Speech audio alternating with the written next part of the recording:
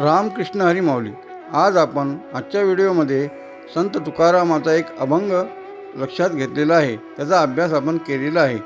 तरी सर्वांनी शांत चित्ताने ऐकावे ही नम्र विनंती. ब्राह्मण क्षत्रिय वैश्य शूद्र चांडाळा आहे अधिकार. बाले नारी नर आदी करुणी जगामा जीवावे हेची सर्वत्र बजावे. तुका म्हणे सवे निजधामा जाऊ. हा अभंग म्हणजे सामाजिक एकतेचे प्रतीक आहे. या अभंगामध्ये तुकाराम महाराज सांगतात की विठ्ठल भक्तीवर सर्व वर्णांचा अधिकार आहे.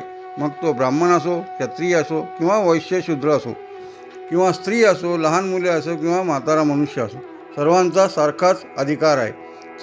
चांडाळ म्हणजे जो चोऱ्या करतो, वाईट वागतो, त्याला येतं चांडाळ म्हटलेलं आहे. तुकाराम महाराज म्हणतात की चांडाळाचा पण त्याच्यावर, या भक्तीवर, विठ्ठलाच्या भक्तीवर सारखाच अधिकार आहे.